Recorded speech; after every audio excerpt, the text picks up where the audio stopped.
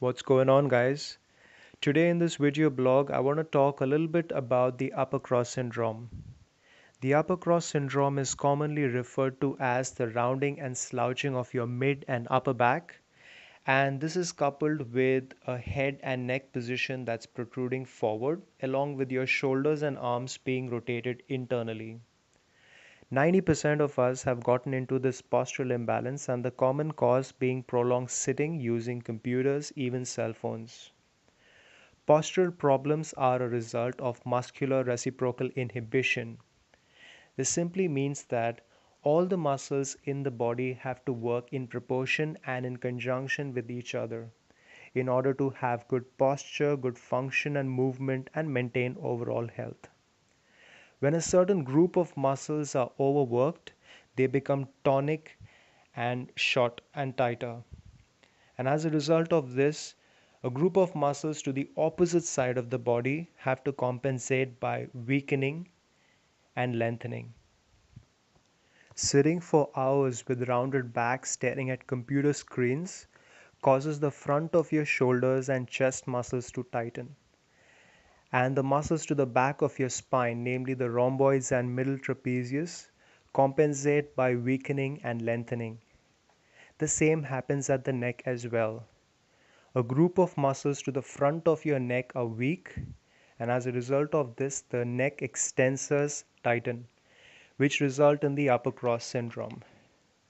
The most common problems associated with this postural imbalance are neck pain, mid back pain, shoulder impingement or shoulder pain, headaches, and some researchers associate insomnia and lack of sleep as a result of the upper cross syndrome as well. Let's have a look at all the muscles causing imbalance at the neck. The neck extensors, the muscles to the side of your neck and to the back of your neck, are really tight and tonic, so we need to stretch them. So we need to stretch the sternocleidomastoids, the scalene muscle, and the upper trapezius of your neck. The group of muscles to the front of your neck, also known as the neck flexors, are weak, and we need to strengthen them. There are no fancy exercises to strengthen the neck flexors. All you need to do is just retract your chin back to its anatomically correct position, where the earlobe is in line with your acromion process. Acromion process is a bony landmark on your shoulder joint. So you just need to keep your chin neutral, parallel to the floor, and without lifting your chin up or tucking your chin under, just retract and pull your neck back, squeezing the muscles to the front of your neck, holding that contraction at least for 10 seconds with normal breathing, and then releasing it. Let's have a look at all the corrective stretches to stretch the neck extensors. Stretches for the neck extensors. We have three different variations.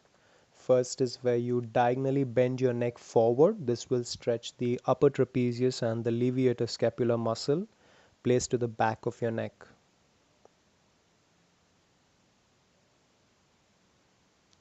The sideway bend will stretch the scalene muscle, the lateral side, the lateral head of the muscle.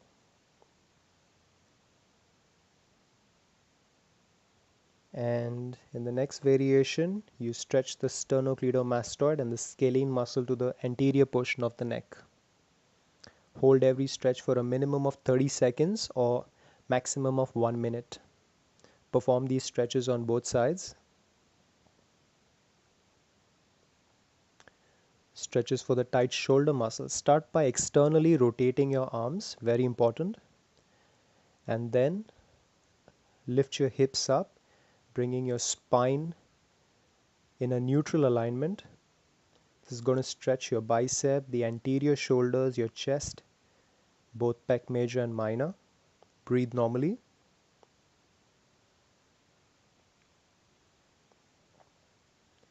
The second variation is called as a reverse plank. Again, it's a slightly challenging progression compared to the tabletop exercise, which was the previous exercise. Again, it's going to stretch the same group of muscles. You definitely don't want to do both of them. You can choose any one.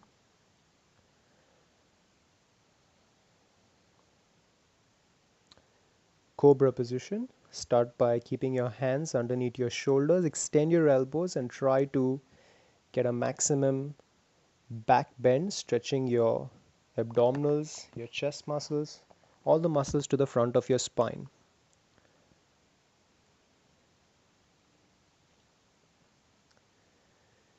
We come to the unilateral stretches.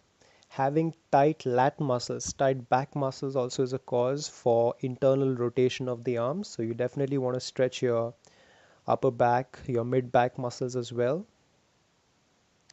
Firmly anchor your arm and then push your hips back.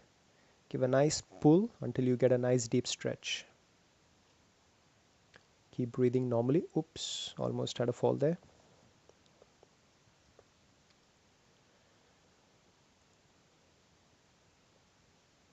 And then we come to the chest stretches, again unilaterally, doing one arm at a time. Lock your elbow on a wall and then try to face diagonally, turning away, pushing away from your arm and pushing your body forward. That's going to deeply stretch your pec minor and pec major. Keep breathing normally. Minimum duration 30 seconds, maximum 1 minute. Perform the stretch on both sides with equal intensity.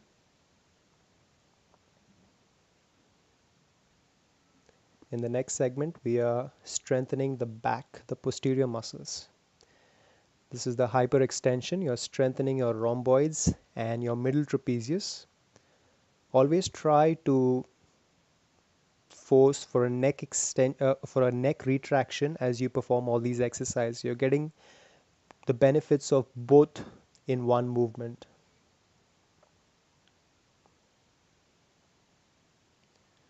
You're getting a nice chest stretch as well as strengthening at the rhomboids and the muscles of your shoulder blade.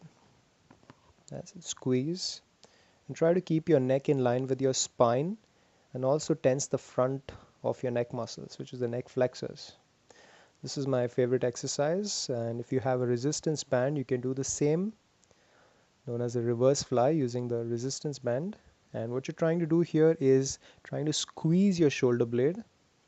Imagine you have something stuck between your shoulder blade and you're really trying to squeeze it by pulling and retracting your shoulder blade, your scapula. I'd like to do a few dynamic repetitions like right now and then hold the last repetition for at least 10 to 15 seconds with normal breathing. So you're really focusing on strengthening the muscle there with an isometric contraction.